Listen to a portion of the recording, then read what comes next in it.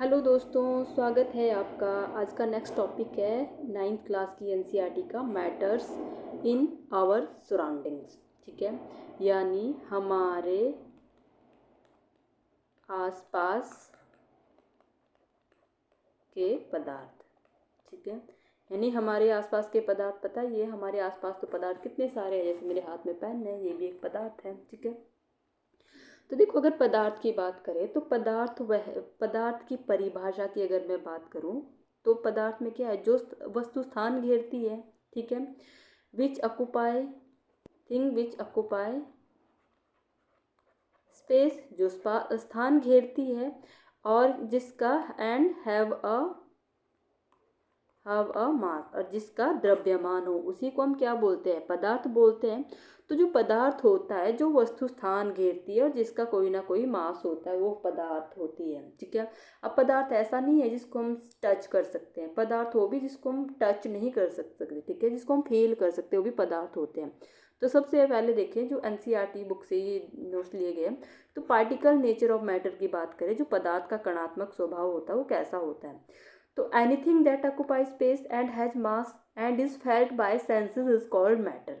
यानी जो वस्तु स्थान घेरती है, ऑक्यूपाई स्पेस, यही बात बोली, जो वस्तु स्थान घेरती है और जिसका कोई ना कोई द्रव्यमान होता है। ठीक है, लिख देती हूँ, जो वस्तु स्थान घेरती है और जिसका द्रव्यमान होता है, द्रव्यमान हो, यही बचपन से पढ़ते आ रहे हैं, उसी को हम पदार्थ बोलते हैं। ठीक है, और जिसे हमारी इंद्रियां महसूस करती है, and is felt by senses, जिसे हमारी इंद्रियां सेंस करती है, जिसे हमारे सेंस ऑर्गन होते हैं, जिसे हमारी इंद्रियां क्या करती है, महसूस करती है, फील करती है, महसूस कर सके। ठीक है, वो सब क्या है, वो सब क्या है, पदार्थ है। ठीक है, matter is the form of 5 basic elements, the panch tatva. ठीक है, अब पंच तत्व क्या है, देखो एग्जाम्पल ले लो पहले मैटर के। जो एग्जाम्पल होते हैं, हवा हो गई, ठीक है, पानी हो गया। देखो हवा हमें दिखाई नहीं देती लेकिन फील हो जाती है, पानी दिखाई देता है, फील भी होता है, और उसका यूज़ भी हम करते हैं, सबका यूज़ करते हैं। ठीक है, पत्थर हो गया, पेन हो गया, लकड़ी हो गई, ठीक है, जो भी चेयर हो गई, सारे क्या हमारे पदार्थ हैं। बट जो matter is the form of 5 basic elements. Basic elements यानी जो हमारे भारतीय दर्शन होते थे, भारतीय दर्शन के अनुसार क्या है कि पदार्थ जो है मेन बेसिक 5 एलिमेंट से बना है, जिसको हम पंच तत्व बोलते हैं। 5 एलिमेंट कौन कौन से हैं, हवा, एयर, अर्थ यानी पृथ्वी, अग्नि, फायर, स्काई यानी आकाश, एंड वाटर। इन 5 तत्वों से मिलकर बना है। किसका मानना है, जो हमारा फिलोसफिकल कंसेप्ट है ये पंच तत्वों का। ठीक है, सॉरी, याद रखना आपने। ठीक है, अब करेक्टरिस्टिक्स ऑफ पार्टिकल्स की बात करें तो करेक्टरिस्टिक्स क्या क्या रहेगी, मेड ऑफ टीनी पार्टिकल्स, पदार्थ बहुत छोटे छोटे कणों से बना होता है, छोटे छोटे छोटे कणों से बना होता है। जैसे एग्जाम्पल मान लो कि एक चम्मच में आपने क्या लिया, चीनी ली और उसको पानी में घोल दिया।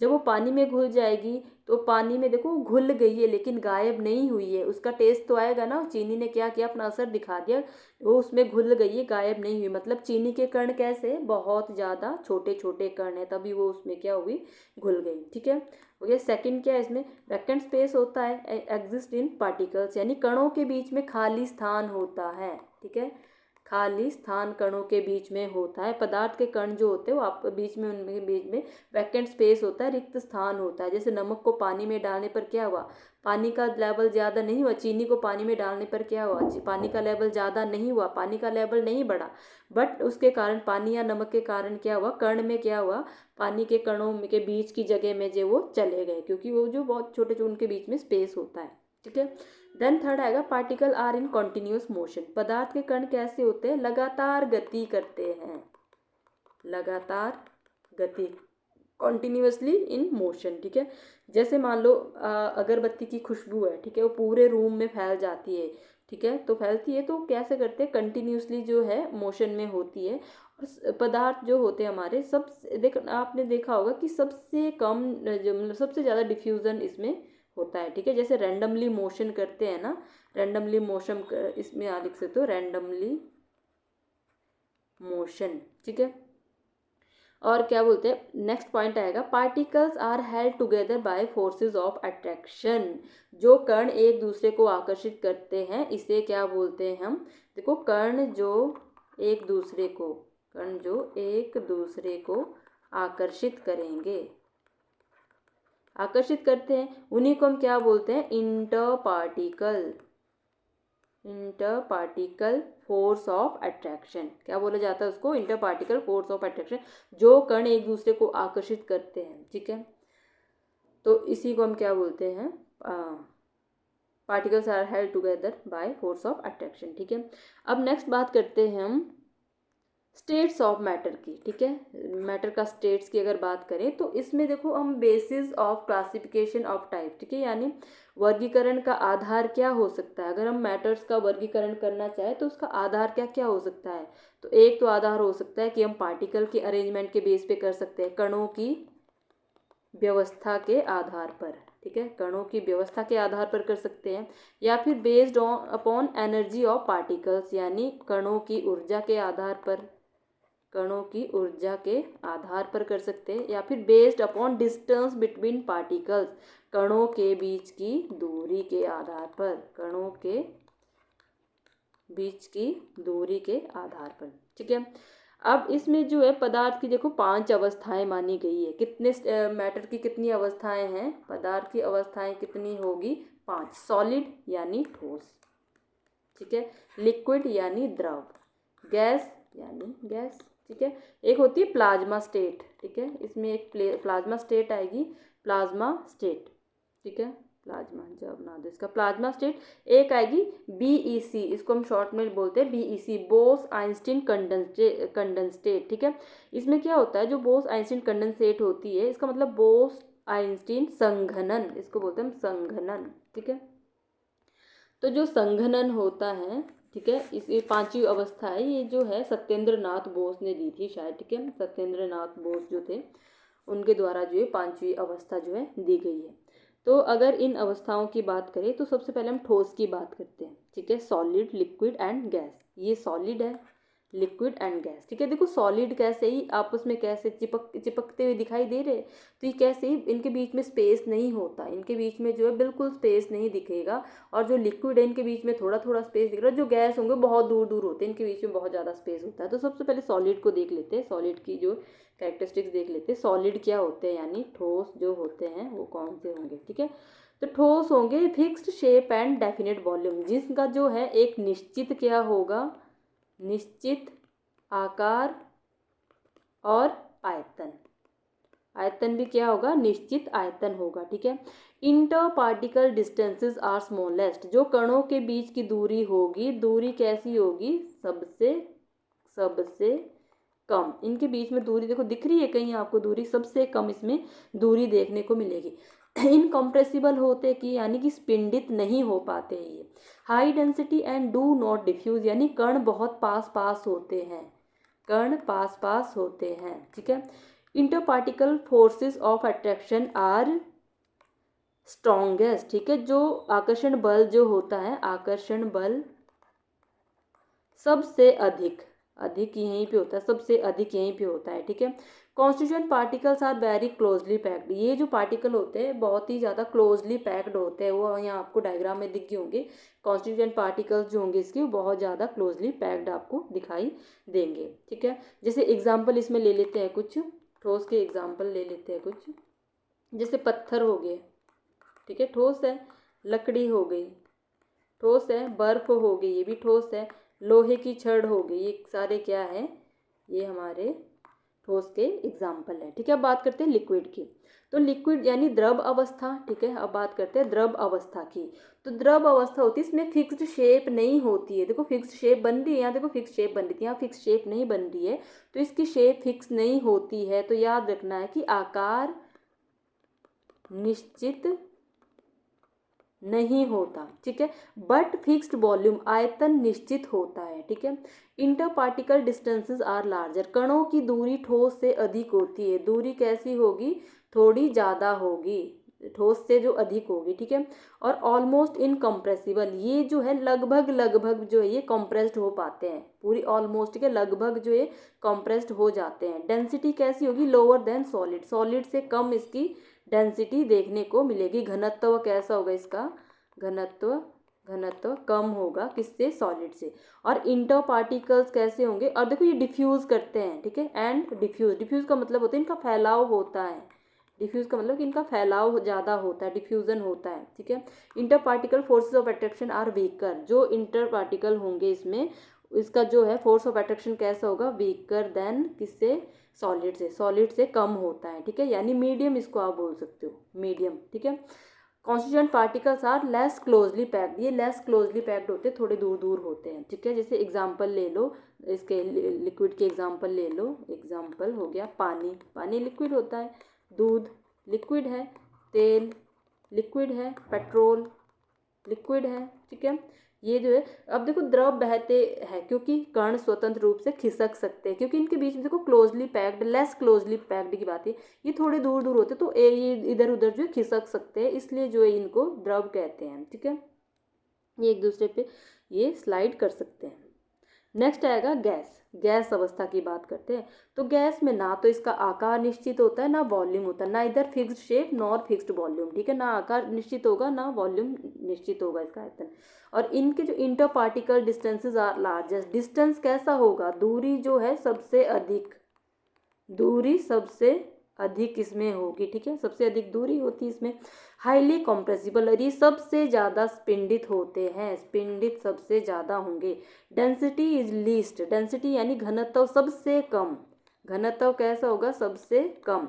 और डिफ्यूज एंड डिफ्यूज, ये भी डिफ्यूज करते हैं यानी इनका भी फैलाव होता है, क्योंकि इधर उधर जो है फैल सकते हैं, क्योंकि इनके बीच में डिस्टेंसेस जो है बहुत ज़्यादा देखने को मिलता है, ठीक है।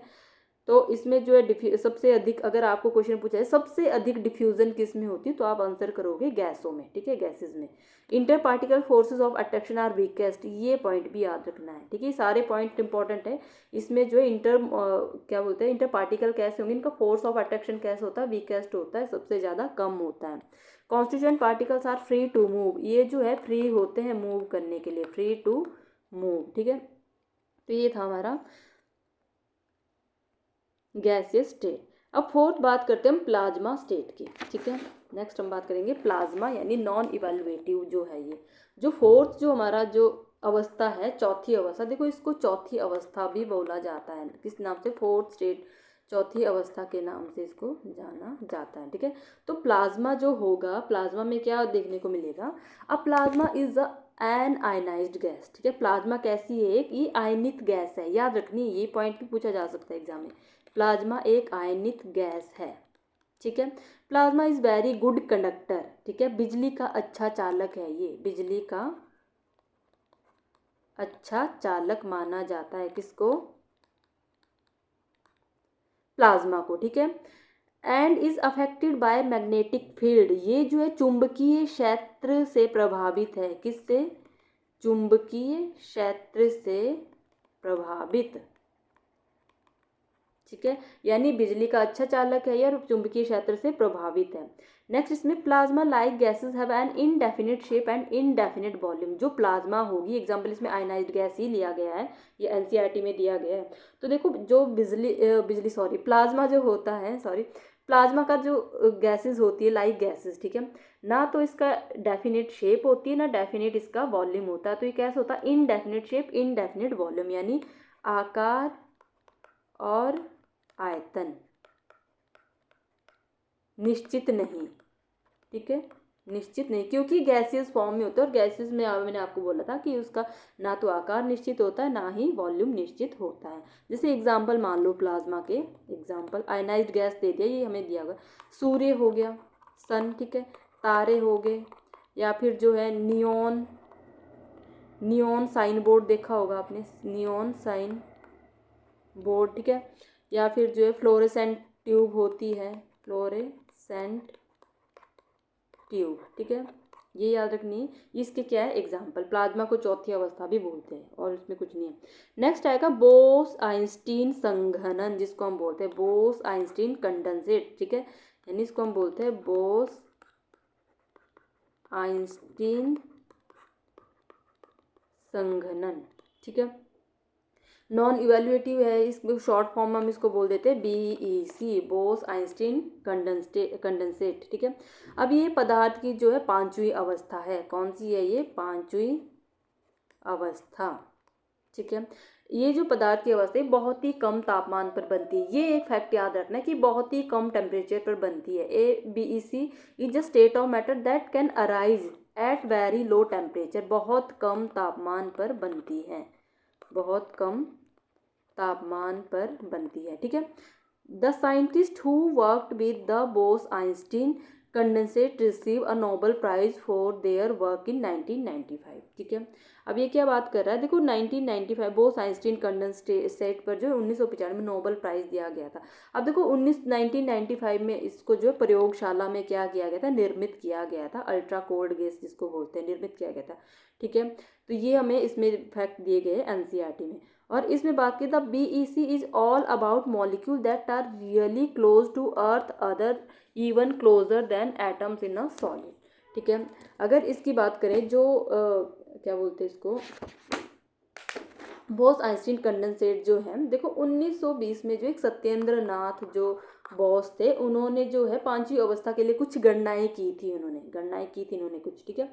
बट 2021 में जो है 2021 में जो इसमें देखो इसमें अभी भी जो है नोबेल प्राइज़ दिया जाता है फिजिक्स में। 2021 में जो है 3 साइंटिस्ट थे, उनको जो है नोबेल प्राइज़ दिया गया था, नोबेल प्राइज़ दिया गया था। इसमें क्या बोलते हैं, बोस जो आइंस्टीन कंडेंसेट में उन्होंने क्या किया था, इससे उनको सम्मानित किया गया था इसके लिए, ठीक है।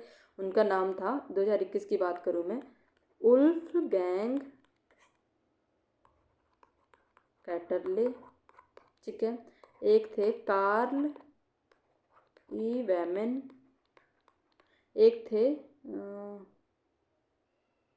एरिक, ठीक है, एरिक ए कर्नेल, ठीक है, इनको दिया गया था।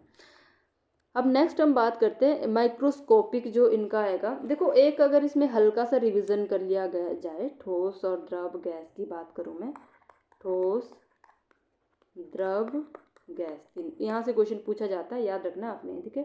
जो ठोस होता है ये कैसा होता है, निश्चित होता है, फिक्स्ड होता है, ठीक है।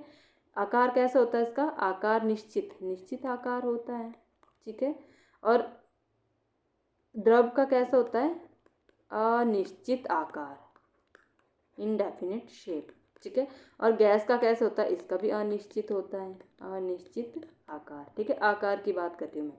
अब इसके बाद आकार के बाद अगर आयतन की बात करें सबके, अगर जो ठोस के आयतन की बात करें तो कैसा है, फिक्स्ड है, ठीक है। और इसका भी आयतन कैसा है, फिक्स्ड है। और इसका कैसा है, नॉट फिक्स्ड, निश्चित नहीं है, ठीक है। देन इसके बाद इसमें आएगा डिस्टेंस की बात करें, यानी दूरी की अगर मैं बात करूं तो डिस्टेंस कैसा होगा, अगर ठोस की बात करें तो इसमें डिस्टेंस सबसे कम देखने को मिलेगा, सबसे कम डिस्टेंस नहीं होता इनके बीच में। और इसमें जो मध्यम रूप से थोड़ा डिस्टेंस देखने को मिलता है, और इसमें सबसे अधिक डिस्टेंस होगा, सबसे अधिक दूरी यहाँ पे देखने को मिलेगी, ठीक है। उसके बाद डिस्टेंस के बाद, दूरी के बाद क्या आता है, स्पिंड कॉम्प्रेस्डनेस, ठीक है, स्पिंडीय, ठीक है। स्पिंडीय कितना है ये, ठीक है। तो स्पिंडित इसमें तो नहीं होता, ये तो हो ही नहीं पाता, कॉम्प्रेस्ड इसमें कम होता है और इसमें सबसे अधिक होता है, ठीक है। तो ये चीज़ आपने याद रखनी है, ठीक है। ये जो है डिफ्यूज़ करते हैं, ठीक है। और यहाँ पे हाईली डिफ्यूज़न होता है, हाईली डिफ्यूज़न, ये चीज़ याद रखनी है बस। अब इसमें माइक्रोस्कोपिक की इसके में बात करें, जो microscopic explanation for properties of solid, देखो सूक्ष्म स्तर पर पदार्थ के गुणों की व्याख्या अगर करें तो सबसे पहले ठोस में देखो, solid have a definite shape and a definite volume, ठीक है। देखो सॉलिड का निश्चित आकार होता है, निश्चित और आयतन भी होता है, ठीक, क्योंकि जो है because the particles are locked in to place, ठीक है। क्योंकि पार्टिकल्स कैसे होते हैं, लॉक्ड होते हैं, बंधे हुए होते हैं, ठीक है। बंधे हुए क्या होते हैं, कण, ठोस में कण बंधे हुए होते हैं और वे अपने ही जगह पर जो है कंपन करते हैं, अपनी जगह पर, अपनी जगह पर कंपन करते हैं, ठीक है। Solid do not flow easily because the particles can not move slide past one another, ठीक है। जो सॉलिड होते हैं वो मूव नहीं कर पाते, क्यों नहीं कर पाते? क्योंकि पार्टिकल कैन नॉट मूव, वो जो एक दूसरे के ऊपर मूव नहीं कर पाते क्योंकि उनके बीच में स्पेस ही नहीं होता है, ठीक है। Solids are not easily compressible, वो इजीली कंप्रेसिबल भी नहीं हो पाते क्योंकि स्पेस के कारण, because there is a little free space between particles, ठीक है। यही चीज़ में बताई गई है। देन इसकी अगर लिक्विड की बात करें, चीज़ हम कर चुके हैं। Liquid are not easily compressible, ठीक है। इजीली कंप्रेसिबल नहीं होता बट मीडियम लेवल पे कंप्रेसिबल हो जाता है। And have a definite volume because there is the little free space between, इसमें जो है लिटिल फ्री स्पेस आपको देखने को मिलेगा, ठीक है। ठोस के कण एक दूसरे के पास बहुत मजबूती से जुड़े होते हैं, और सॉरी ठोस की, मैं लिक्विड की बात कर रही हूँ, ठीक है। ये जो इसमें ये जो दिया गया first part, second part, third part, इसको मैं यहाँ लिख देती हूँ, इसका माइक्रोस्कोप ठोस का, ठीक है। ठोस का फर्स्ट पार्ट, सेकंड पार्ट, ठीक है। वहाँ पे क्या दिया था हमें, क्या बोला था इसने कि जो हमारा definite shape and definite volume होती है किस कारण से होती है, तो ये होती है हमारी ठोस का आयतन निश्चित, ठीक है। क्यों होता है? क्योंकि जो है पार्टिकल्स जो होते हैं, कण जो होते हैं, अपनी जगह पर लॉक्ड होते हैं, जैसे उनको लॉक किया हुआ, वहाँ से हिल नहीं सकते, वो लॉक्ड होते हैं वो, ठीक है। वो जो है अपने ही जगह पर, अपने ही जगह पर कंपन कर सकते हैं, हिल नहीं सकते, कंपन कर सकते हैं, मूव नहीं कर सकते हो, ये चीज़ याद रखनी है, ठीक है। अब ठोस आसानी से क्यों नहीं बहते, बहते क्यों नहीं? क्योंकि एक दूसरे के ऊपर फिसल नहीं सकते हो, क्योंकि एक दूसरे के ऊपर फिसल नहीं सकते वो, ठीक है, फिसल नहीं सकते, उनके बीच में जो है जगह ही नहीं होती, ठीक है। तो इसमें जो और स्पिंडित आसानी से क्यों नहीं होते हैं? क्योंकि जो उनमें खाली स्थान नहीं होता है, तो स्पिंडित भी नहीं हो पाते हैं, ठीक है। तो इसको लिखने की जरूरत नहीं, मैं आपको बता चुकी हूँ ये वैसे, ठीक है। सेकंड इसमें जो है लिक्विड की बात की, सॉरी, लिक्विड में क्या था कि जो लिक्विड जो होते हैं इसमें देखो द्रव के कणों के बीच में खाली स्थान बहुत कम होता है, कम देखने को मिलेगा स्थान इनके बीच में, ठीक है। होता है पर कम देखने को मिलेगा, एग्जाम्पल पानी, दूध वगैरह हो गए, ठीक है। और इनडेफिनेट शेप होती है इसकी। इनडेफिनेट शेप क्यों होती है? क्योंकि द्रव एक दूसरे के ऊपर से फिसल सकते हैं, ठीक है। इनडेफिनेट शेप होती है तो एक दूसरे के ऊपर फिसल सकते हैं, तो शेप उनकी क्या हो जाएगी, चेंज हो जाती है, ठीक है। और जो है द्रव बिकॉज इसमें जो है लिक्विड फ्लो इजीली, ये जो इजीली फ्लो करते हैं कणों में जो है, ये आपस में जो इजीली फ्लो करते हैं क्योंकि particle can move slide past one another, एक दूसरे पे वो जो है स्लाइड कर सकते हैं, ठीक है। और कणों में जो है मूव करने के लिए क्या होता है, उनमें आकर्षण बल ठोस से कम लगता है। इसमें जो है आकर्षण बल ठोस से कम लगता है, ठीक है। अब गैसेस की बात करें तो गैसेस में देखो इसमें क्या होगा, gases are easily compressible, easily compressed हो जाती है। क्यों? क्योंकि जो है गैस के कणों के बीच में बहुत अधिक खाली स्थान होता है, अधिक खाली स्थान होता है, ठीक है। जैसे एलपीजी सिलेंडर ले लो, एलपीजी सिलेंडर या फिर CNG gas, compressed natural gas, तो ये हाईली कंप्रेसिबल है। एलपीजी और सीएनजी एग्जांपल है, ये हाईली कंप्रेसिबल गैसेज है। और देखो गैसेस फ्लो वेरी इजीली, जो गैस होती है बहुत आसानी से बहती है, बिकॉज क्यों, the particle randomly move past one another, क्योंकि जो गैस के कण रैंडमली मोशन में बहुत तेजी से चलते हैं और एक दूसरे के ऊपर से गुजर जाते हैं, ठीक है। नेक्स्ट है gases have an indefinite shape and indefinite volume because the particles can move past one another, gas का ना आकार निश्चित होता है ना आयतन निश्चित होता है। क्यों? क्योंकि गैस के कण स्वतंत्र रूप से घूमते हैं, वो जो है स्वतंत्र होते हैं, फ्री टू मूव, एक दूसरे के ऊपर स्वतंत्र रूप से घूम सकते हैं और कंटेनर को पूरा भर सकते हैं, ठीक है। देखा होगा आपने, हवा जो है गुब्बारे का पूरा आकार लेती है, ठीक है। तो इसी में जो है शेप और वॉल्यूम दोनों इसमें अनिश्चित होते हैं। इसी तरह जो है नॉन इवेल्युएटिव जो है हमारा, यानी प्लाज्मा, ठीक है। प्लाज्मा में क्या था, प्लाज्मा का आकार कैसा था, अनिश्चित, और आयतन भी कैसा था, अनिश्चित, इनडेफिनिट वॉल्यूम एंड इनडेफिनिट क्या बोलते हैं, शेप, ठीक है।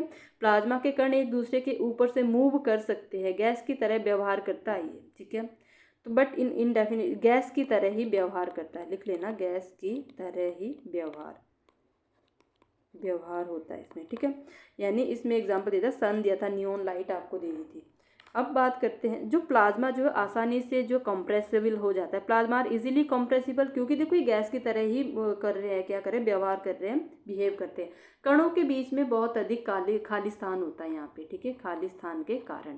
Then plasma are good conductor of electricity, plasma जो है बिजली का अच्छा चालक है। क्यों है, क्यों, because electricity and are affected by magnetic field because they are composed of iron, क्योंकि प्लाज्मा आयन और फ्री इलेक्ट्रॉन से बना होता है। प्लाज्मा को यहाँ लिख देते हैं, क्योंकि प्लाज्मा किससे बना होता है, प्लाज्मा आयन और फ्री इलेक्ट्रॉन से बना होता है, ठीक है। इसलिए यह इलेक्ट्रिसिटी कंडक्ट करता है और मैग्नेटिक फील्ड से प्रभावित होता है, ये चीज़ याद रखनी है। अब बात करते हैं बीईसी की, बोस आइंस्टीन कंडेंसेट, ठीक है। यानी बोस आइंस्टीन संघनन की बात अगर करें तो इसमें क्या था कि particle are less energetic than solids, जो पार्टिकल्स होते हैं वो लेस एनर्जेटिक होते हैं, सॉलिड से कम जो एनर्जेटिक होते हैं वो, ठीक है। Because exist at very low temperature, क्योंकि ये जो है बहुत कम तापमान पर बनते हैं, ठीक है, बहुत कम शब्द यूज करना, वेरी लेस, ठीक है। और इसमें जो है particles are literally indistinguishable because they are locked into same space, जो सभी कण एक ही क्वांटम स्टेट में होते हैं और एक ही जगह लॉक्ड रहते हैं, ठीक है, इसलिए वो इनडिस्टिंग्विशेबल होते हैं, ठीक है। इसी में कण अलग अलग क्यों मतलब अलग अलग क्यों होते हैं, तो ये इसका कारण है कि सभी कण एक ही क्वांटम स्टेट में होते हैं और एक ही जगह लॉक्ड रहते हैं, इसलिए कण जो है इनडिस्टिंग्विशेबल हो जाते हैं, ठीक है।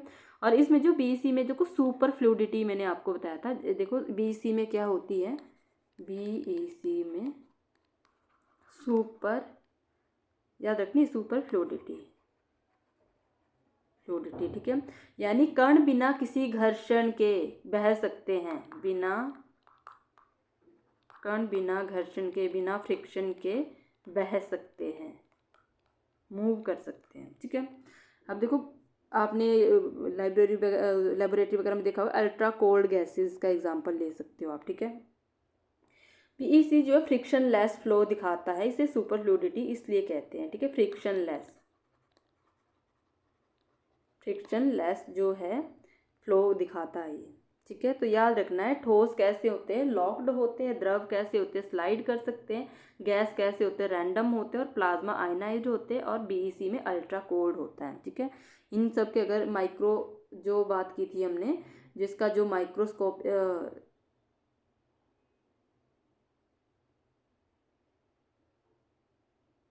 मतलब माइक्रोस्कोप सूक्ष्म स्तर पर पदार्थ के गुण हमने पढ़े, सूक्ष्म स्तर पर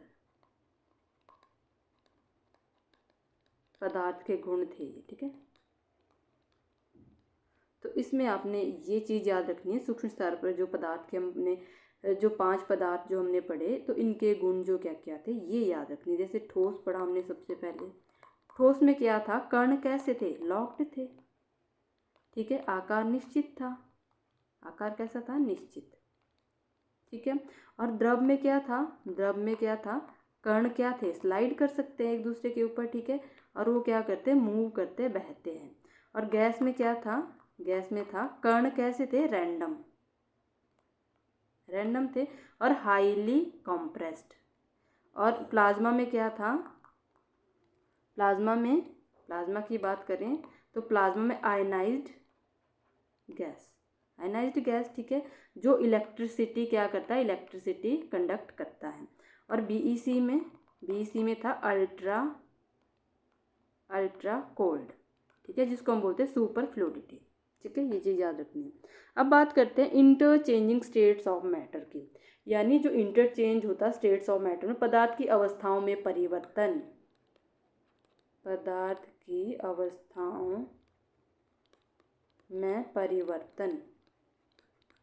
ठीक है। तो पदार्थ की अवस्थाओं में परिवर्तन की बात करें तो सबसे पहले आएगा matters can change in state, ठीक है, पदार्थ अपनी अवस्था बदल सकता है, matter can change it's state, matter अब पदार्थ जो अपनी अवस्था बदल सकता है। पानी का एग्जाम्पल ही ले लो, पानी देखो, पानी आपको ठोस में भी मिलेगा, है ना, ठोस में भी मिलेगा पानी आपको। और जो है सॉलिड होता है ना पानी, जब बर्फ़ बन जाता है तो सॉलिड में होता है, जब वो पिघल जाती है तो वो द्रव में भी होता है, जब वो वेपर बन के उड़ जाता है तो वो गैसियस स्टेट में भी होता है। ठीक है, तो example, water can exist in 3 states of matter. Solid as ice, जब वो बर्फ़ के रूप में होगा तो वो सॉलिड होगा। लिक्विड एज फैमिलियर वाटर, जब वो पानी के रूप में होगा तो लिक्विड होगा। जब गैस के रूप में, जब वो वेपर के रूप में जो है गैस के रूप में उड़ जाते हैं। ठीक है, तो एक ही पदार्थ तापमान और दाब बदलने पर अलग अलग अवस्थाओं में पाया जाता है। ठीक है, उसके बाद बात करते हैं सब्लिमेशन की। सब्लिमेशन यानी इसको हम बोलते हैं ऊर्ध्वापतन। ठीक है, the changes of solid directly into vapour, जब सॉलिड ये चीज़ डायरेक्टली चेंज हो जाता है वेपर में ऑन हीटिंग। ठीक है, वह प्रक्रिया जो ठोस पदार्थ जो है बिना द्रव बने, ये द्रव नहीं बना, सीधा सॉलिड से क्या बन गया, वेपर बन गया, सीधे वाष्प में बदल गया। ठीक है, तो उसमें उसे जो ऊर्ध्वापतन कहते हैं हम। ठीक है, एंड वेपर्स, ठीक है, ऑन हीटिंग एंड वेपर्स, सीधा जो है वो solid directly into vapours on heating and vapours. तो देखो ये सीधा क्या बन गया था, हमारा वेपर्स बन गया था। और वेपर्स इनटू सॉलिड्स, ठीक है, जब वेपर वापस से सॉलिड बनेगा वो किसके बनेगा, कूल करने पर यानी ठंडा करने पर। तो इसमें याद रखने, यहाँ लिख देती हूँ मैं लाइन सब्लिमेशन की, ऊर्ध्वापतन की। ठीक है, यानी ठोस पदार्थ बिना द्रव बने सीधे वाष्प में बदल जाए। जब ठोस बिना पदार्थ बने सीधे वाष्प में बदले। ठीक है, वो कैसे बदलेगा, हीट करके यानी on heating, due to heating. ठीक है, और जब वो वाष्प से सीधा क्या बनेगा, वाष्प से सीधा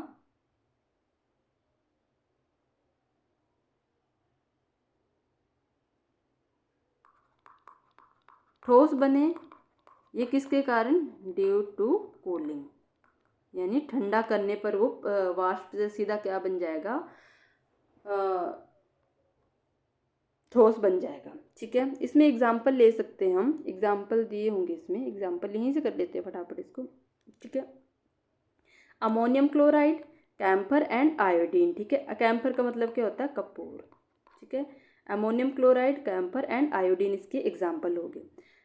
अब देखो सब्लिमेशन में लिक्विड अवस्था नहीं होती, याद रखना, सब्लिमेशन में लिक्विड अवस्था नहीं होती, इसमें जो है लिक्विड नहीं बनता। ठीक है, अब बात करें effect of change in temperature. ठीक है, यानी तापमान परिवर्तन का प्रभाव क्या पड़ता है, तापमान बढ़ाने पर क्या होता है। ठीक है, तो the temperature effect on heating a solid varies depending on the nature of the solid and condition required in bringing the change. जब तापमान बढ़ाते हैं तो क्या होता है, तापमान बढ़ाने से क्या होगा, तो तापमान बढ़ाने से तो कणों की गतिज ऊर्जा बढ़ती है। ठीक है, कणों की क्या हो जाएगी, जो काइनेटिक एनर्जी बढ़ जाती है। देखो temperature effect on heating a solid varies depending on the nature of the solid, जो तापमान में परिवर्तन होता है उसका जो नेचर कैसा होता है, वो देखो of the solid and the condition required bringing the change. ठीक है, वो क्या क्या चेंज ला सकता है इसमें, तो on increasing the temperature of solid, जब आपने सॉलिड का टेम्परेचर बढ़ाया, ठीक है, सॉलिड का जो टेम्परेचर बढ़ा रहे हो आप, तो उसमें क्या हो रहा है, the kinetic energy of the particle increases, यानी गतिज ऊर्जा कैसी हो रही है, गतिज ऊर्जा बढ़ेगी। ठीक है, क्या होगी, बढ़ेगी, गतिज ऊर्जा बढ़ती है। और इसमें जो which overcome the force of attraction between the particles there by solid melts and is converted to, जो फोर्स ऑफ अट्रैक्शन होगा वो कैसा होगा, आकर्षण बल कैसा हो जाएगा, कम पड़ जाएगा, ये कम पड़ जाएगा, आकर्षण बल कम हो जाएगा। ठीक है, the temperature at which solid melt become a liquid at the atmospheric pressure is called melting point, यानी जो मेल्टिंग पॉइंट होता है हमारा, ठीक है, ये कैसा होता है। अब इसमें देखो ये ठोस किस में बदल गया, यहाँ पे जब ये जो हमारा फोर्स ऑफ अट्रैक्शन कम होगा तो solid melts into a liquid, solid किस में बदल गया, यानी ठोस बदला किस में, जो है लिक्विड में। ठीक है, ठोस जो है द्रव में बदल गया इसमें। ठीक है, यानी बर्फ गरने, अगर बर्फ को आप गर्म कर रहे हो, हीटिंग का कंसेप्ट है ये, बर्फ को गर्म करने पर क्या होता है, वो पानी में बदल जाएगी। ठीक है, अब इसमें जो है अगर मैं इसकी बात करूँ, क्या बोलते हैं, मेल्ट की। ठीक है, मेल्टिंग पॉइंट की बात करूँ तो मेल्टिंग पॉइंट क्या होता है, ये दे देगा मेल्टिंग पॉइंट। तो मेल्टिंग पॉइंट होता है वह तापमान जिस पर कोई ठोस पदार्थ वायुमंडलीय दाब पर जो है द्रव में बदलता है। ठीक, कोई ठोस पदार्थ होगा जब वो किस में बदलेगा, वायुमंडलीय दाब पर, किस पे, एटमॉस्फेरिक प्रेशर पे, वायुमंडलीय दाब पर जो है वो द्रव में बदल जाता है, किस में, बिकम्स इनटू लिक्विड्स। ठीक है, जब वो लिक्विड में बदल जाएगा उसी को हम क्या बोलते हैं, मेल्टिंग पॉइंट बोला जाता है। मेल्टिंग पॉइंट ऑफ आइस का मेल्टिंग पॉइंट क्या होता है, 273.16 केल्विन। ठीक है, ये याद रखनी है आपने, मेल्टिंग पॉइंट ऑफ आइस। ठीक है, किसका है ये, आइस का है, ये आइस का मेल्टिंग पॉइंट। ठीक है, ये अप्रॉक्सीमेटली लेते हैं हम इसको, अप्रॉक्सीमेटली कितना लेते हैं हम, 273 केल्विन लेते हैं हम इसको अप्रॉक्स। ठीक है, अब इसमें जो the process of melting that is change of solid state into liquid state is also known as fusion. Fusion यानी जिसको हम बोलते हैं गलन, गलनांक जिसको बोला जाता है। तो गलन कब होता है, जब मेल्टिंग जब हम मेल्ट करते हैं, मेल्टिंग का प्रोसेस होता है तो चेंज सॉलिड स्टेट को किस में चेंज कर रहा है, ये लिक्विड स्टेट में। जब भी जो है ठोस अवस्था किस में चेंज होगी, द्रव अवस्था में चेंज होगी, तो उसी को हम क्या बोलेंगे, उसी को हम बोलते हैं फ्यूजन, उसको बोला जाता है। और मेल्टिंग पॉइंट क्या होता है, जब सॉलिड मेल्ट कर रहा है लिक्विड में। ठीक है, मेल्टिंग को जो है फ्यूजन भी कहते हैं। देखो सॉलिड यहाँ पे किस में मेल्ट हुआ था, लिक्विड में, और यहाँ भी सॉलिड किस में मेल्ट हो रहा है, लिक्विड। तो आप जो हो मेल्ट फ्यूजन क्या बोलते हैं, मेल्टिंग को फ्यूजन भी बोल सकते हैं। ठीक है, नेक्स्ट आएगा effect of change of pressure. ठीक है, यानी दाब परिवर्तन का प्रभाव, दाब परिवर्तन का प्रभाव। अभी हमने पढ़ा था टेम्परेचर का, अब दाब परिवर्तन का पढ़ लेते हैं। ठीक है, increasing or decreasing the pressure can change the state of matter. Applying pressure and reducing temperature can liquefy gases. ठीक है, केवल तापमान ही नहीं, ठीक है, जो हमारा होता है, देखो तापमान के अलावा जो है दाब बदलने से भी क्या होता है, अवस्था बदल सकती है। सिर्फ जो तापमान बदलने से जो अवस्था चेंज नहीं होती, अगर हम दाब भी बदले तो तब भी अवस्था बदल सकती है। ठीक है, अब आपने देखा होगा जो हमारा, देखो गैस को द्रव कैसे बनाते हैं, गैस को द्रव बनाने का भी तरीका होता है। तो उसी में हम ड्यू टू किसके कारण करेंगे, हम प्रेशर के कारण, चेंज ऑफ प्रेशर के कारण। देखो इसमें एग्जांपल लेगा सॉलिड कार्बन डाइऑक्साइड। ठीक है, कार्बन डाइऑक्साइड जो होता है, जो CO2 होता है, उसको हम बोलते हैं, देखो ड्राई आइस ले लो जैसे, ठीक है, ड्राई आइस होगी तो जो carbon dioxide stored under high pressure, जो ठोस कार्बन डाइऑक्साइड को उच्च दाब पर रखा जाता है। ठीक है, जो ठोस कार्बन डाइऑक्साइड उसको आप उच्च दाब पर रख रहे हो, उच्च दाब पर। ठीक है, solid CO2 gets converted directly to gaseous state. जब जो है गैस, ये जो है सॉलिड, जो किसमें, solid CO2 gets converted directly gaseous state में बदलेगी, वो कैसे बदलेगी, states on decrease of pressure to 1 atmosphere without coming into liquid state। जब ठोस से आप, जब आप जो है कार्बन डाइऑक्साइड को उच्च दाब पर रख रहे हो, तो दाब घटाने पर, अगर आपने दाब घटा दे, पहले उच्च दाब पर, अगर दाब घटाने पर क्या होगा, दाब घटाने पर सीधे जो है वो गैस बन जाती है, द्रव नहीं बनती, सीधे जो है वो क्या होगी, ठोस से गैस बनेगी, द्रव नहीं बनेगी। तो इसमें भी जो है, इसमें देखो without coming into liquid state, वो लिक्विड स्टेट में नहीं आएगा। जब आप आपने उच्च दाब पर कोई कार्बन डाइऑक्साइड को रखा था, जब आप दाब जो है कम कर दोगे, प्रेशर उसका कम कर दोगे, कितना, 1 एटमॉस्फेरिक, तो वो लिक्विड स्टेट में ना आके सीधा किस में आ जाएगी, वो आ जाएगी सीधा गैस बन जाती है। ठीक है, देन लेटेंट हीट की बात करें तो इसलिए ठोस CO2 को ड्राई आइस कहते हैं। याद रखना, ये एग्जाम पॉइंट है, ये यहाँ पे लिख देती हूँ मैं, यहाँ पे लिख देते हैं, ये इंपॉर्टेंट करके लिख लेना, जो हमारा ठोस, ठीक है, सॉलिड CO2 को क्या कहा जाता है, ड्राई आइस कहा कहते हैं। ठीक है, याद रखना है। अब इसके बाद आएगा लेटेंट हीट। लेटेंट हीट की बात करें अगर, यानी गुप्त ऊष्मा जिसको हम बोलते हैं, ठीक है, गुप्त ऊष्मा। तो the hidden heat which breaks the force of attraction between the molecules during change of state, वह अवस्था परिवर्तन के दौरान दी जाने वाली, जब परिवर्तन हो रहा है during the change of state के दौरान दी जाने वाली वह ऊष्मा जो तापमान नहीं बढ़ाती, ठीक है, वो जो है तापमान नहीं बढ़ाएगी, यानी टेम्परेचर नहीं बढ़ाएगी, बल्कि कणों के बीच आकर्षण बल को तोड़ती है। क्या करती है, ब्रेक करती है वो अट्रैक्शन ऑफ फोर्स। ठीक है, क्या करती है, तोड़ती है वो किसको, आकर्षण बल को तोड़ती है। कणों के बीच आकर्षण बल को क्या करती है, तोड़ती है। ये चीज याद रखनी है, ठीक है, तोड़ती है। तो इसी को हम क्या बोलते हैं, लेटेंट हीट इसको कहा जाता है। देखो लेटेंट हीट के टाइप होते हैं, लेटेंट हीट ऑफ फ्यूजन भी होता है, लेटेंट हीट ऑफ वेपोराइजेशन भी होता है, ठीक है। अब नेक्स्ट बात करते हैं फ्यूजन एंड वेपोराइजेशन की, ठीक है, फ्यूजन एंड वेपोराइजेशन। अब यहाँ पे देखो फ्यूजन की बात की, heat energy required to change 1 kg of solid into liquid. जो अगर फ्यूजन की बात करें तो लेटेंट हीट ऑफ फ्यूजन, इसको जो है 1 kg ठोस को, सॉरी यहाँ लिख देती हूँ, 1 kg ठोस को द्रव बनाने के लिए लिक्विड में चेंज करने के लिए आवश्यक ऊष्मा, ठीक है, कितनी रिक्वायर्ड नीड होती है, 1 kg, ठीक है। और heat energy required to change 1 kg of liquid to gas at atmospheric pressure at its boil. देखो 1 kg ठोस को आपने द्रव में बनाने के लिए किसकी जरूरत करते हैं, हम फ्यूजन की जरूरत होती है। फ्यूजन यानी, फ्यूजन को हिंदी में क्या बोल रहे थे हम, फ्यूजन गलन, ठीक है।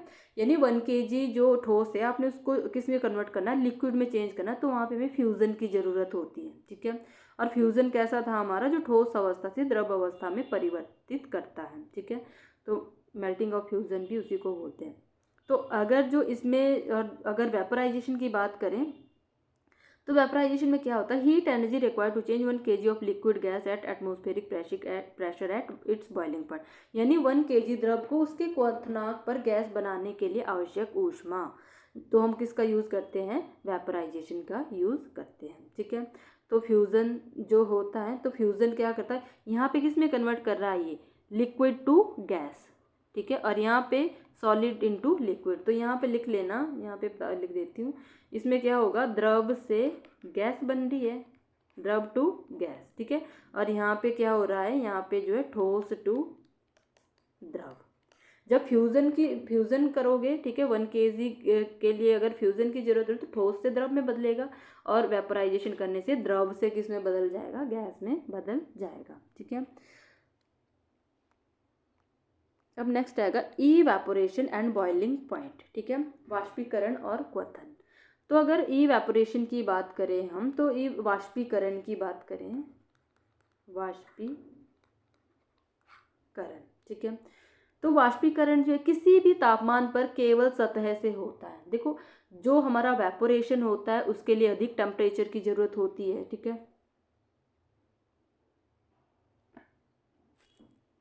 ठीक है। जब वेपोराइजेशन होती है तो बॉइलिंग पॉइंट में क्या होता है, उसमें जो है तो बॉइलिंग पॉइंट की नीड होती है, ठीक है। जब देखो वेपोरेशन होता है, एक इवेपोरेशन होता है। इवेपोरेशन देखो आप जो है किसी भी उसमें जो आप इसको वेपोराइज कर सकते हो।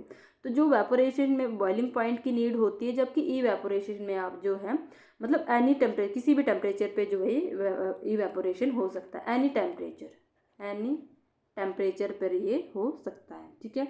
और वेपराइजेशन कैसा होता है, वो जो है वो उसके लिए किसकी जरूरत होती है, टेम्परेचर की, ठीक है। तो इवेपोरेशन में particles of matter are always moving and are never at rest, ठीक है। याद रखना है कि जो पार्टिकल होते हैं वाष्पीकरण किसी भी तापमान पर केवल सतह से होता है, ठीक है। वाष्पीकरण किसी भी तापमान पर केवल सतह से होता है, ठीक है। At a given temperature in any gas, liquid और solid there are particle with different amounts of kinetic energy, ठीक है। अब देखो सतह के कुछ कणों में क्या होती है, काइनेटिक एनर्जी होती है, ठीक है। काइनेटिक एनर्जी जो है कैसी होगी, ज़्यादा होगी, काइनेटिक एनर्जी ज़्यादा होगी, ठीक है। और वो क्या करते हैं, इन दिस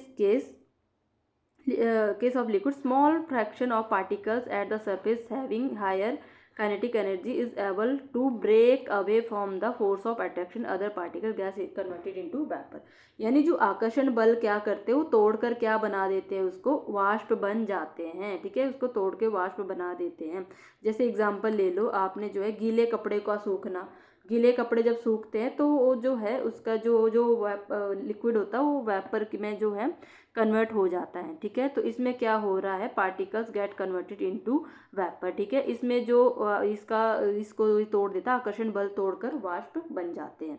ये चीज़ याद रखनी है आपने, ठीक है। अब इसी फिनोमिना को क्या बोलते हैं हम, this phenomena of change of liquid into vapour, liquid जो वेपर में चेंज हो रहा है any temperature below it's boiling point is called evaporation. यानी बिलो इट्स बॉइलिंग पॉइंट, यानी इसके बॉइलिंग पॉइंट का क्या है, बिलो इसके बॉइलिंग पॉइंट पे क्या हो रहा है, ये इवेपोरेशन होता है। और जो हमारा वेपोराइजेशन होता है वो हाईली बॉइलिंग पॉइंट पे ही होता है, ठीक है। अब फैक्टर्स अफेक्टिंग इवेपोरेशन, फैक्टर कौन कौन से अफेक्ट करते हैं इसको, तो फर्स्ट आएगा the rate of evaporation increases, ठीक है। देखो इवेपोरेशन रेट इंक्रीज हो रहा है with an increase of surface area, यानी सतह क्षेत्र जो होता है सरफेस एरिया अगर बढ़ रहा है तो वाष्पीकरण भी बढ़ेगा, ठीक है। यहाँ पे लिख लेना कि जो सतह क्षेत्र के इंक्रीज होने से क्या होगा, वाष्पीकरण भी इंक्रीज होगा, ठीक है। जैसे कपड़े फैलाकर सुखाने से जल्दी सूखते हैं ना, तो जैसे सतह क्षेत्र बढ़ाया हमने तो वाष्पीकरण भी बढ़ा। तो अगर आप कपड़े को फैलाकर सुखाओगे तो जल्दी सूख जाएंगे, ठीक है। With increase of temperature more number of particles get enough kinetic energy to go into the vapour state, ठीक है। देन इसमें बात करेंगे हम, इसमें देखो टेम्परेचर की बात, इंक्रीजिंग टेम्परेचर, अगर आप टेम्परेचर बढ़ा रहे हो, अगर आप टेम्परेचर बढ़ा दोगे तब क्या होगा, जो कण होंगे उसमें जो पार्टिकल्स होंगे, कणों की ऊर्जा कैसी होगी, काइनेटिक एनर्जी कैसी होगी, बढ़ेगी। जैसे वो बढ़ेगी तो इवेपोरेशन भी क्या होगा, बढ़ेगा, ठीक है। देन ह्यूमिडिटी की बात करें, आर्द्रता की अगर बात करें तो इसमें क्या होता है, the amount of water vapour presence in air, ठीक है। इसको इन शॉर्ट अगर हम यहाँ लिखें, यहाँ पे लिख देती हूँ मैं, सरफेस देखो तीन इसको फैक्टर इसको अफेक्ट करेंगे। सबसे पहला फैक्टर क्या रहेगा, फैक्टर्स, इसको शॉर्ट में लिख लेते हैं। फैक्टर्स जो है अगर सबसे पहला आएगा सरफेस एरिया, ठीक है। अगर सतह क्षेत्र, सरफेस एरिया का मतलब सतह क्षेत्र बढ़ेगा, इंक्रीज हुआ तो क्या होगा, वाष्पीकरण भी इंक्रीज होगा, ठीक है। जैसे कपड़े फैलाकर सुखाने से जल्दी सूख सकता है। सेकंड होगा टेम्परेचर, टेम्परेचर की बात करें तो अगर टेम्परेचर बढ़ेगा तो क्या होगा, कणों की जो ऊर्जा होगी बढ़ेगी, ठीक है। तो इवेपोरेशन भी क्या होगा, बढ़ेगा, ठीक है। देन थर्ड आएगा आर्द्रता, ह्यूमिडिटी यानी आर्द्रता, ये हटा दें यहाँ से, आर्द्रता में क्या होगा, हवा में क्या हो जाएंगे, जलवाष्प की मात्रा, जो हवा में जो देखो हवा में जो जलवाष्प की मात्रा होती है, जलवाष्प की मात्रा को आर्द्रता कहते हैं, ठीक है, कहते हैं। अब देखो अगर ह्यूमिडिटी अधिक होगी, ह्यूमिडिटी ज़्यादा होगी तो इवेपोरेशन कैसा होगा, कम होगा, इवेपोरेशन कम होगा। अगर कम ह्यूमिडिटी होगी तो इवेपोरेशन ज़्यादा होगा, बढ़ेगा। बारिश के मौसम में देखा होगा कपड़े देर से सूखते हैं, देखो ह्यूमिडिटी कैसी है, अगर ह्यूमिडिटी कैसी है, ज़्यादा है तो इवेपोरेशन कम होगा, और अगर ह्यूमिडिटी कम है तो इवेपोरेशन ज़्यादा होगा, ठीक है। अब इसमें एक और आएगा, फोर्थ लिख लो इसमें, विंड स्पीड, हवा की गति, ठीक है। ऊपर वही लिखा था हवा की गति, इसको मैं थोड़ा शॉर्ट में लिखवा देती हूँ, हवा की गति, ठीक है। अब हवा की गति अगर जो है, हवा की गति अगर ज़्यादा होगी, अधिक होगी तो इवेपोरेशन कैसा होगा, अधिक होगा कि नहीं, जल्दी सूखते हैं ना कपड़े हवा से, ठीक है। पंखे के नीचे कपड़े जल्दी सूख जाते हैं, और बाहर भी अगर हवा होगी तो हवा में कपड़े जल्दी सूख जाते हैं, हवा में कपड़े जल्दी सूखते हैं, ठीक है। अब यही थे, इसमें यही पॉइंट देते, एक विंड दिया था, wind, humidity, temperature and evaporation increase करना, ठीक है, यानी सतह क्षेत्र सरफेस एरिया को बढ़ाना, ये पॉइंट दिए थे इसमें। अब नेक्स्ट बात करते हैं हम, इवेपोरेशन कॉजेज कूलिंग, ठीक है। वाष्पीकरण से ठंडक क्यों होती है? अब वाष्पीकरण से ठंडक क्यों होती है? वाष्पीकरण से ठंडक क्यों होती है? ठीक है। तो the particles of liquid absorb energy from the surroundings to regain the energy loss during evaporation. जब जो है वाष्पीकरण के समय क्या होता है, ड्यूरिंग इवेपोरेशन, वाष्पीकरण के समय जो है जो अधिक ऊर्जा वाले कण होते हैं वो उड़ जाते हैं, जिनमें ज़्यादा एनर्जी होती है, अधिक जो एनर्जी वाले कण होते हैं वो उड़ जाते हैं। ठीक है। तो उसमें क्या होता है, तो देखो the particles of liquid absorb energy. ठीक है। वो क्या अब्जॉर्ब करते हैं? एनर्जी अब्जॉर्ब करते हैं from the surrounding to regain the energy lost during evaporation. मान लो कि अधिक ऊर्जा वाले कण उड़ जाते हैं और शेष द्रव क्या होता है, कम ऊर्जा वाला रह जाता है। ठीक है। क्या होगा, अधिक जो ऊर्जा होगी, जिसमें अधिक ऊर्जा, क्या लिख रही हूँ, अधिक ऊर्जा वाले कण क्या होंगे, उड़ जाते हैं। ठीक है। और शेष जो द्रव बचेगा, शेष द्रव में क्या होगा, शेष द्रव में ऊर्जा कम रहती है। ठीक है। जो शेष द्रव हो तो कम ऊर्जा वाला रह जाएगा, इसलिए जो है, इसलिए क्या होगा, तापमान घट जाता है, तापमान क्या होगा, कम हो जाएगा। अब देखो पसीना आने पर क्या होता है, पसीना आने पर जो है,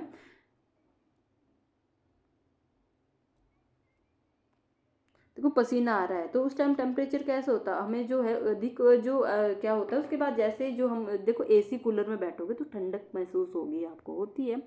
तो इसमें जो इवेपोरेशन कॉजेज कूलिंग, यही क्वेश्चन बन सकता है कि इवेपोरेशन जो है क्या बोलते हैं, कूलिंग का कारण भी है। ठीक है। अगर इसमें मेन जो डिफरेंस मैं बताऊं, इवेपोरेशन एंड बॉइलिंग। ठीक है। देखो इसमें क्या, ये किस पे होता है, सतह पर होता है, सरफेस पर होता है, सतह पर होता है। ठीक है। और ये पूरे द्रव में होता है, पूरे द्रव में। ठीक है। और ये किसी इवेपोरेशन जो है किसी भी तापमान पर, किसी भी तापमान पर होता है। और ये केवल और केवल किस में होगा, केवल बॉइलिंग पॉइंट पर। ठीक है। इसकी प्रक्रिया कैसी होगी, धीमी, और इसकी प्रक्रिया कैसी होगी, तेज। ठीक है। इवेपोरेशन क्या करता है, ये कूलिंग करता है, और बॉइलिंग क्या करता है, कूलिंग नहीं करता। ये फर्क है इनमें दोनों में। ठीक है। अब नेक्स्ट हम बात करेंगे, अच्छा दिया है इवेपोरेशन वर्सेस कूलिंग। ठीक है। Boiling is a bulk phenomena, particle from the bulk wall of the liquid change into vapour state. ठीक है, यही बात कर रहा है। ठीक है। Evaporation is a surface phenomena, evaporation क्या हमारा सतह पर होता है। Particle from the surface gain enough, particle जो है पूरे द्रव में होगा। ठीक है। Gain enough energy to overcome the force of attraction present in the liquid and change into the vapour state. ठीक है। अब नेक्स्ट हम बात करेंगे केल्विन एंड सेल्सियस स्केल की। ठीक है। केल्विन एंड सेल्सियस स्केल की बात करते हैं तो kelvin is the SI unit of temperature. Kelvin किसका यूनिट है, टेम्परेचर का एसआई यूनिट क्या है, केल्विन। ठीक है। 0 डिग्री सेल्सियस किसके इक्वल होता है, 273.16 केल्विन। ठीक है। वी टेक 0 डिग्री सेल्सियस को हम कितना ले सकते हैं, 273 केल्विन ले सकते हैं। SI unit of temperature is kelvin. ठीक है। अगर टेम्परेचर ऑफ केल्विन की बात करें तो उसको हम ये लिख सकते हैं, temperature of kelvin equals to temperature of 0 degree Celsius plus 273। ठीक है। ये आप इसमें फॉर्मूला अप्लाई कर सकते हो। Kelvin scale of temperature has always positive sign. ठीक है, ये चीज़ याद रखनी है। ठीक है। केल्विन जो है अंतर्राष्ट्रीय रूप में जो है तापमान को मापने की एक इकाई है। ऐसा यूनिट जो है तापमान को मापता है केल्विन। ठीक है। सेल्सियस ऐसा यूनिट क्यों नहीं है, क्योंकि सेल्सियस जो है नेगेटिव भी आता है, नेगेटिव में जो हम इसको नहीं कर सकते हैं। ठीक है। आपने देखा होगा जो 0 degree Celsius is equal to 273.16 kelvin. ठीक है, यहाँ लिखा था मैंने, यानी 0 डिग्री सेल्सियस इक्वल्स टू 273.16 के। ठीक है। लेकिन आसान गणना के लिए हम क्या लेते हैं, 273 केल्विन लेते हैं। तो इसमें क्या होता है, जो सेल्सियस स्केल का जो 0 और केल्विन स्केल का 0 सेम जगह है। ठीक है। तो इसमें जो है केल्विन स्केल एब्सोल्यूट 0 से स्टार्ट होता है। केल्विन स्टेट जो है एब्सोल्यूट 0 से स्टार्ट होता है, ये चीज़ याद रखनी है, ठीक है।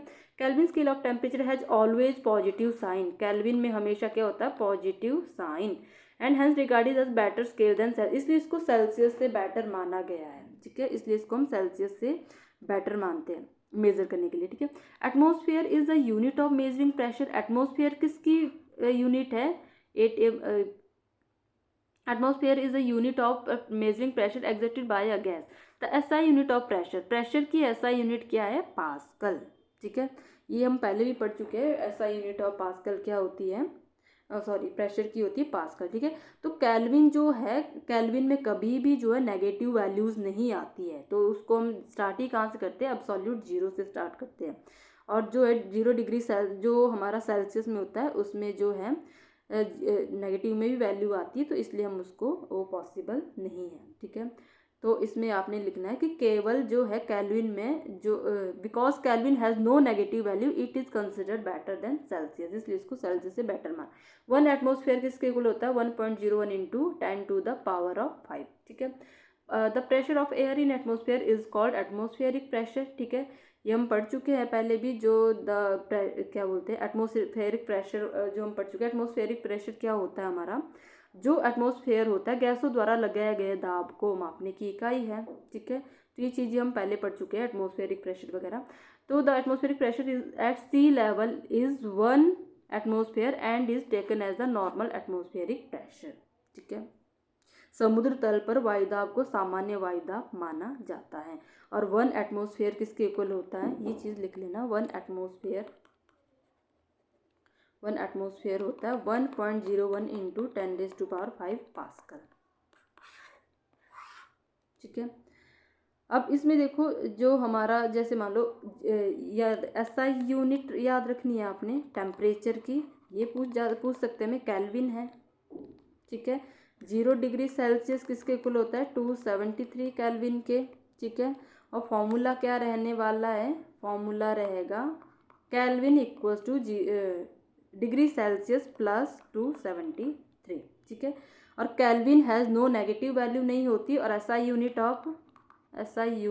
ऑफ प्रेशर क्या बोली मैंने आपको, प्रेशर की है पास्कल, ये जिसको हम बोलते हैं। और 1 एटमॉस्फेयर किसके इक्वल होगा, 1 एटमॉस्फेयर होगा 1.01 इंटू 10⁵ पास्कल, ठीक है। और सी लेवल प्रेशर किसके इक्वल होता है, सी लेवल प्रेशर इक्वल्स टू किसके इक्वल होगा नॉर्मल प्रेशर के, ठीक है। तो अब जो है ये चैप्टर होता है हमारा यहीं पे फिनिश। इसके कुछ एमसीक्यू क्वेश्चन कर लेते हैं, वीडियो बहुत लंबी चली गई इसमें जो है। अब 9th में थोड़ा डिटेल में दिया है तो मैं डिटेल में पढ़ना पड़ेगा, अब हम ऊपर से तो नहीं कर पाएंगे। अब क्वेश्चन की ओर चलते हैं। व्हाट इज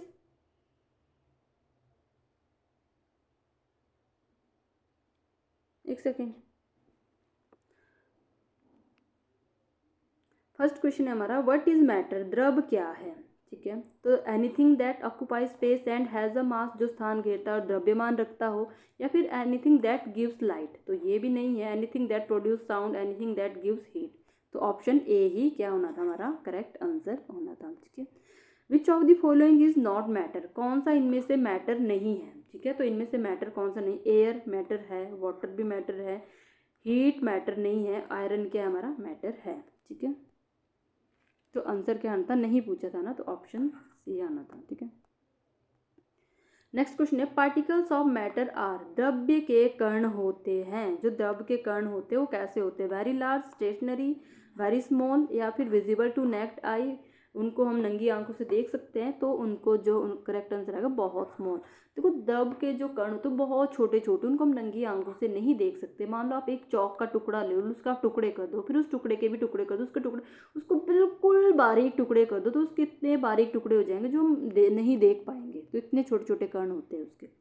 नेक्स्ट क्वेश्चन है question number 4, there is a space between particles of matter, this is proved by, द्रव के कणों के बीच स्थान होता है, यह सिद्ध होता है burning of candle, rusting of iron, dissolving salt in water या फिर मेल्टिंग ऑफ आइस।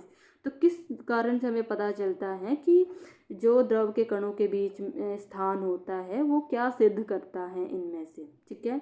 तो क्या सिद्ध करता है वो करता है कि कहाँ गया, डिजॉल्विंग सॉल्ट इन वाटर। तो क्या करेक्ट आंसर क्या आएगा हमारा क्वेश्चन नंबर 4 का ऑप्शन सी, ठीक है, कि पानी में नमक घुलने से, क्योंकि उसके कितने कण पार्टिकल जो बहुत छोटे छोटे होते हैं। Continuous movement of particles of matter is called, द्रव के कणों की निरंतर गति कहलाती है। अब द्रव के कणों में जो निरंतर गति होती है वो कंडेंसेशन है, डिफ्यूजन है, इवेपोरेशन है या फिर फ्रीजिंग है। तो क्या कहलाता है हमारा, वो कहलाता है डिफ्यूजन, यानी डिफ्यूजन, प्रसार लगातार हो रहा है। नेक्स्ट है which state of matter has fixed shape and fixed volume, कौन से स्टेट में फिक्स्ड शेप और फिक्स्ड वॉल्यूम होता है, किस अवस्था में आकार और आयतन दोनों निश्चित होते हैं, तो होते हैं हमारे सॉलिड में। Option is the correct answer. Next है liquid can flow because, liquid जो फ्लो करते क्यों, क्योंकि पार्टिकल्स आर टाइटली पैक्ड। देखो लिक्विड फ्लो किसके, देखो अगर पार्टिकल बहुत टाइट होंगे तब तो फ्लो नहीं कर पाएंगे, ठीक है। कण बहुत सघन होते फिर तो मूव नहीं कर पाएंगे। पार्टिकल्स हैव नो अट्रैक्शन, कणों में आकर्षण नहीं होता। देखो लिक्विड में आकर्षण होता है बट मीडियम लेवल पे होता है, बहुत ज़्यादा आकर्षण नहीं होता, मीडियम लेवल पे आकर्षण होता है, तो ये भी नहीं होगा।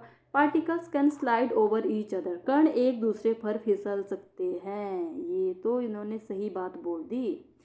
लास्ट ऑप्शन क्या बोला, particle are fixed, particle fixed नहीं होते इसमें, ठीक है, पार्टिकल फिक्स्ड, कण स्थिर नहीं रहते, तो इसमें आएगा ऑप्शन सी। नेक्स्ट क्वेश्चन है हमारा which state of matter is highly compressible, highly compressible कौन से होते हैं, सॉलिड, लिक्विड, गैस। तो हाईली कंप्रेसिबल कौन से थे, गैसेस। नेक्स्ट क्वेश्चन है on increasing temperature kinetic energy of particle, तापमान बढ़ाने पर कणों की गतिज ऊर्जा में क्या परिवर्तन होगा, तो वो भी इंक्रीज करेगी। जब हम तापमान बढ़ा रहे हैं तो कणों की गतिज ऊर्जा भी बढ़ेगी, ठीक है। Melting point of ice is, ice का मेल्टिंग पॉइंट कितना होता है, 0 डिग्री सेल्सियस, ठीक है। अब बात करते हैं, अब देखो मैंने आपको बोला 0 डिग्री सेल्सियस इक्वल्स टू किसके होता है, 273 केल्विन, ठीक है। अब देखो यहाँ 273 डिग्री सेल्सियस नहीं होता, तो ऑप्शन आना था, ऑप्शन बी ही आना था, ठीक है। Latent heat is the heat required, ठीक है, लेटेंट हीट रिक्वायर्ड टू, जो गुप्त ऊष्मा है वह कौन सी ऊष्मा है, जो आवश्यक, गुप्त ऊष्मा वह ऊष्मा है जो आवश्यक होती है, किस में आवश्यक होती है जो गुप्त ऊष्मा होती है, ठीक है।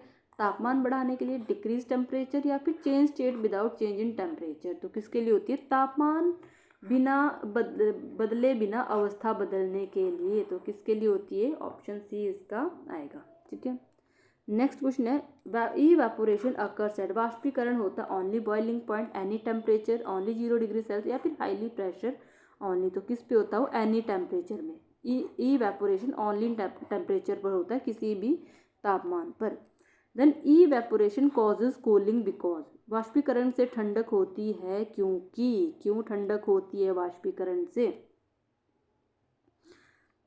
लो एनर्जी पार्टिकल्स एस्केप, कम ऊर्जा वाले कण निकल जाते हैं, या फिर हाई एनर्जी पार्टिकल एस्केप, अधिक ऊर्जा वाले कण। देखो अधिक ऊर्जा वाले कण निकल जाते हैं, यही बात की थी हमने, जब अधिक ऊर्जा वाले कण निकल जाएंगे तो उसमें कम ऊर्जा वाले कण बचते हैं, इसलिए उससे हमें क्या मिलती है, ठंडक मिलती है, इवेपोरेशन से ठंडक मिलती है। तो करेक्ट आंसर आना था ऑप्शन बी।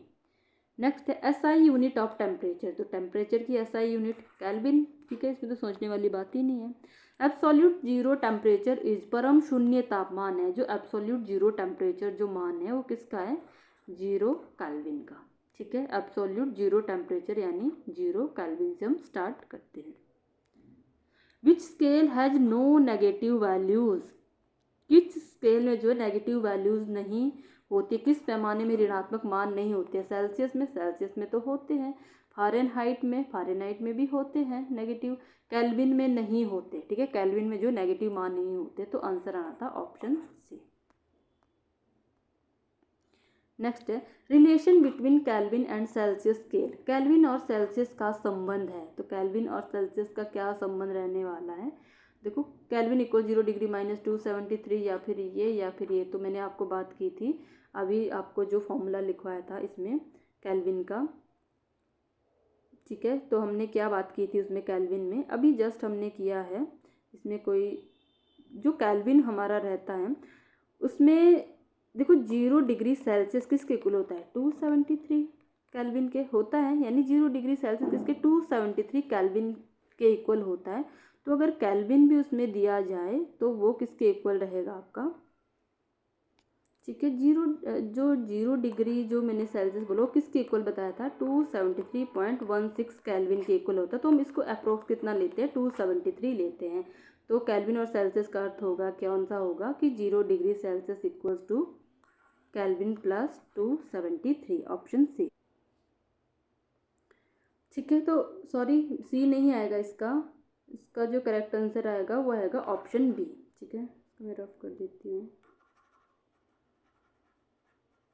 इसका आंसर क्या आएगा ऑप्शन बी, क्योंकि केल्विन टू सेल्सियस, अगर हम केल्विन से सेल्सियस में जाते हैं केल्विन टू सेल्सियस तो क्या रहता हमारा 0 डिग्री सेल्सियस इक्वल टू के माइनस 273। ठीक है, ये फॉर्मूला रहता है। बट अगर हम सेल्सियस टू केल्विन जाएं,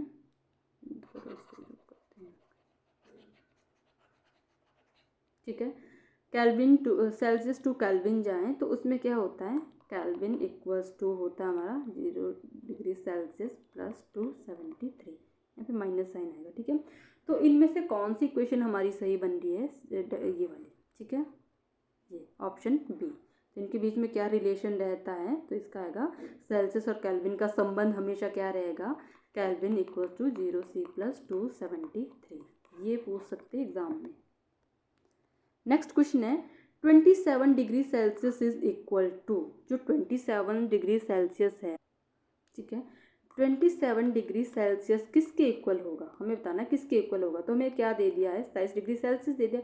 तो अभी हमने रिलेशन पढ़ा था, तो केल्विन किसके इक्वल होता है, अगर हमें सेल्सियस गिवन हो तो किसके इक्वल होता है सेल्सियस प्लस 273, और कितना दिया हमें 27 डिग्री सेल्सियस प्लस 273, तो कितना हो जाएगा 27 प्लस 273 कितना हो जाएगा, ये हो जाएगा 300। ठीक है, 300 यानी option C is the correct answer. ठीक है, नेक्स्ट क्वेश्चन है which change of state is surface phenomena, कौन सा अवस्था परिवर्तन सतही प्रक्रिया है। अब सतही प्रक्रिया के बारे में पूछा तो कौन सा है, इवेपोरेशन क्या है हमारा एक सरफेस फिनोमिना है।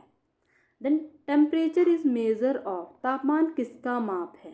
ठीक है, तापमान किसका माप है, टेम्परेचर इज अ मेजर, तापमान किसका माप है, मास का, वॉल्यूम का, या फिर जो है average kinetic energy of particles, या फिर डेंसिटी का। तो तापमान माप है हमारा average kinetic energy of particle, कणों की औसत गति ऊर्जा को मापने के लिए इसको यूज़ किया जाता है। आज हमने 20 क्वेश्चन थे इसमें, क्योंकि वीडियो काफ़ी लंबी होगी। तो थैंक यू, आज के लिए इतना ही। Thank you guys.